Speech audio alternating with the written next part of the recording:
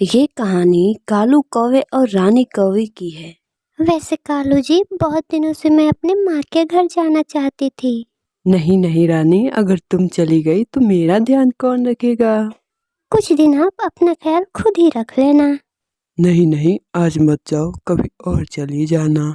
ठीक है, जब आप इतना कह रहे हो तो मैं नहीं जाऊंगी।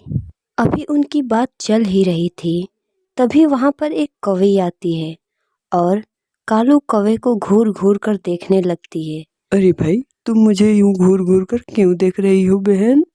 अरे, तुम मुझे बहन मत बोलो, मैं तुम्हारी पत्नी हूँ। अरे कालू, तुम मुझे भूल गए, हमारी शादी को भूल गए। क्या? ये क्या बोल रही हो तुम? मैंने तो तुम्हें पहली बार देखा है। देखो कालू जी, आप इसके डर से झूठ बोल रहे हो, तो आप डरो मत, मैं तुम्हारे साथ हूँ। अरे कालू जी, आपने दूसरी शादी कर ली और मुझे बताया तक नहीं। कब की आपने शादी? अरे मैंने तुम्हारा क्या बिगाड़ा है कि तुम इसे भड़का रही हो? हाँ, अभी उनकी बातें चल ही रही थी कि मीनू चिड़िया वहां पे आ जाती है। अरे रानी, तुम सुबह सुबह क्यों कालू से झगड़ा कर रही हो? देखो ना मीनू चिड़िया, इन्होंने इस चिड़िया से शादी कर ली और मुझे बताया तक नहीं। मीनू चिड़िया, मेरा यकीन करो, मैंने कोई शादी नहीं की है। ये चिड़िया सरासर झूठ बोल रही है। देखो कालू, ये तुम्हारा घरेलू मामला है, इसमें मैं कुछ नहीं बोल सकती। इतना बोलकर मीनू चिड़िया वहां से चली जाती है। कालू जी, आप रहिए इसके साथ, मैं भी अपने मायके जा रही हूँ। इतना कहकर रानी भी अपने मायके चली जाती है। देखो कौवी, मुझे तुम पर बहुत गुस्सा आ रहा है। मैंने कब तुमसे शादी की? हाँ बताओ, मुझे बताओ। हाँ, तुम्हें भी कब कह रही हो कि तुमने मुझसे शादी की है? हाँ बताओ। हाँ, तो तुमने ये बात रानी को क्यों नहीं बताया? हाँ, बता दूंगी उसको भी, लेकिन मेरी एक शर्त है।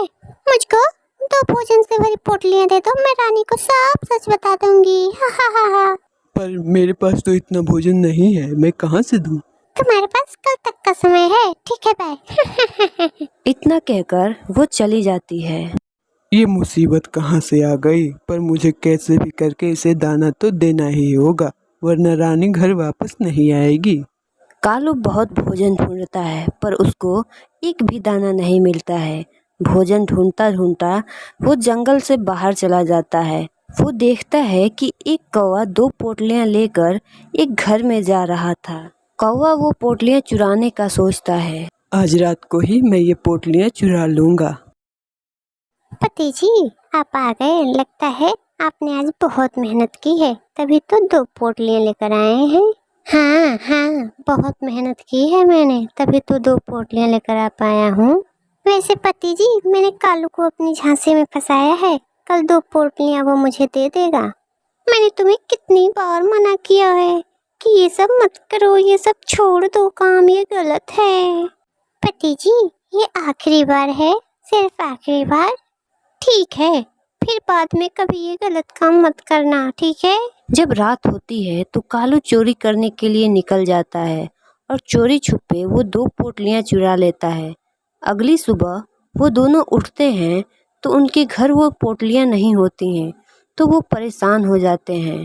देखिए, आप चिंता मत कीजिए, मैं अभी कालू के पास से जाके भोजन लेके आती हूँ। अरे तुम आ गई, ये लो तुम्हारा भोजन तैयार है। वो कौवी रानी को सब कुछ बता देती है और भोजन लेके चली जाती है। रानी भी घर वापस आ जाती है। कालू जी, आप मुझे माफ कर दीजिए, मुझसे गलती हो गई, मैंने आपको नहीं समझ पाया। कालू भी उसको माफ कर देता है और दोनों खुशी खुशी रहते हैं। अरे, ये तो मेरी पोटलियाँ हैं। इसका मतलब उसने मेरी ही पोटलियाँ चोरी करके मुझे ही लौटा दिया।